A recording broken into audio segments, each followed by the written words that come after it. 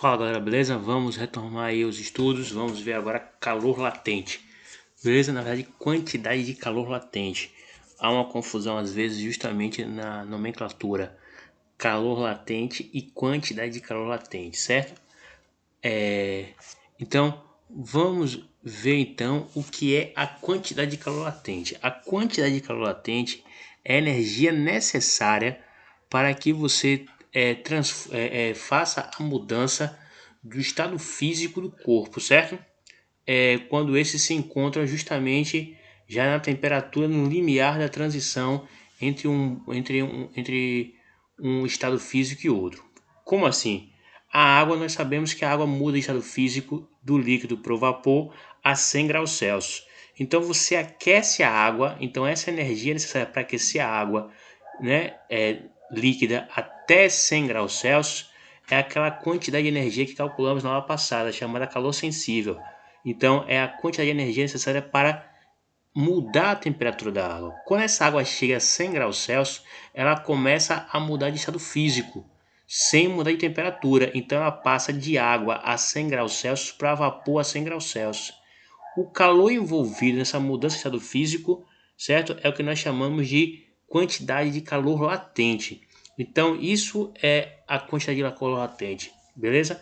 A energia necessária para mudar o estado físico da matéria quando esse já se encontra no ponto, né, de transição de fase. Bom, então é isso que nós temos aqui, ó, esse Qzinho aqui, ó. Agora, da mesma forma que a quantidade de calor sensível dependia da quantidade de matéria que você queria aquecer, a quantidade de calor latente também vai depender da quantidade de matéria que você quer aquecer, beleza? Então, e vai depender também de características do corpo, né? Lá não tinha um calor específico, então também aqui vai depender de características do corpo. Essas características nós chamamos de calor latente. Cada corpo terá o seu valor de calor latente. Por isso que há confusão, porque a quantidade de calor é chamada de calor latente e esse Lzinho aqui, que é uma característica do corpo também, que lá nós chamamos de calor específico, aqui nós chamamos de calor latente. Então tem que ficar ligado. Quantidade de calor, falando de energia, e calor latente, chamando essa constante aqui, que depende de cada corpo, beleza?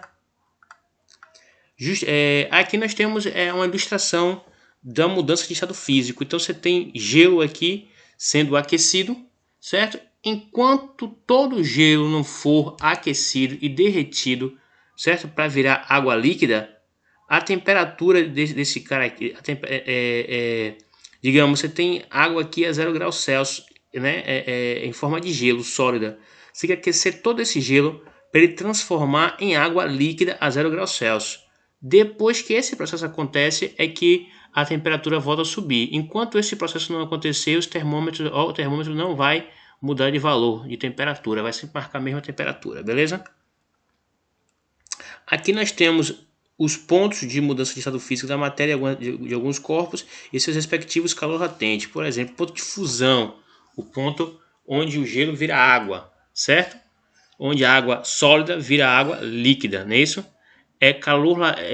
Esse ponto chamado ponto de fusão. Então o calor latente envolvido nessa transformação é chamado calor latente de fusão, tá aqui, beleza? No ponto de ebulição é onde a água começa a virar vapor, então esse ponto é chamado calor latente de vaporização da água, ó, 538, beleza? Aqui nós vamos usar valores aproximados na hora dos cálculos para facilitar nossos cálculos, certo? O ponto onde o vapor vira água é o ponto de condensação, certo? Qual é o calor latente de condensação? É o mesmo que o de vaporização, só que negativo, porque aí o corpo está perdendo calor, não é isso? O mesmo vale para o ponto de solidificação, onde a água líquida vira gelo, né? É o mesmo de fusão, só que com valor trocado, negativo, beleza?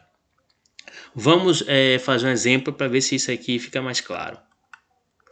Então diz assim, ó, quanto de calor necessita receber 100 gramas de gelo a 0 graus Celsius para ser completamente fundido e se transformar em água a 0 graus Celsius? 00, né? Acho que eu falei 100, são 00. A pressão é normal e constante, certo? Então estamos trabalhando sempre nas condições normais de temperatura e pressão, a menos que eu fale ao contrário, beleza? Rapaz, aqui tá errado. Esse calor latente aqui de fusão é 80, certo? Modifica aí, eu botei 440, 540, é 80, viu, galera? Bota aqui, a gente vai usar aproximado, como eu falei aqui, ó. 79, a gente vai usar aproximado, 80. Beleza? Então, vamos lá fazer essa conta. Então, nós queremos saber a quantidade de calor para fundir 100 gramas de gelo. Então, vamos usar a fórmula de calor latente, certo? Mas que transformação é fusão. Então, não é calor latente de solidificação, vaporização, nada, é calor latente de fusão. Então, a gente bota o Fzinho aqui para a gente lembrar que é fusão, certo? E agora é só pegar os dados. Então, a quantidade de calor que é igual, quem é a massa, quanto de gelo você tem, 100 gramas. Então, bota lá, 100 vezes quem é o calor latente de fusão do gelo, é 80. Então, bota 80. 100 vezes 80 dá 8.000. Então, 8.000. Tá aí. Então, essa é a resposta. 8.000. Serão necessárias 8.000 calorias para fundir essa quantidade de gelo, beleza? Então, terminamos esse tópico. Vocês vão ficar com mão na massa. Tenta fazer aqui, ó, em um calorímetro ideal, ou seja, você vai desprezar a capacidade térmica do calorímetro. Encontramos 30 gramas de água a 100 graus Celsius sob pressão normal. Calcule a quantidade de calor que esse sistema deve receber até que toda a água se transforme em vapor. Que calor é esse? Calor latente de vaporização, ó, que é quanto? 540, ou seja, para transformar cada 540 calorias por grama, ou seja, para transformar cada grama de água a 100 graus Celsius em vapor a 100 graus Celsius, você vai gastar 540 calorias de energia, beleza? Então tenta fazer, qualquer coisa me procura. Finalizamos isso aí, forte abraço, até mais, tchau.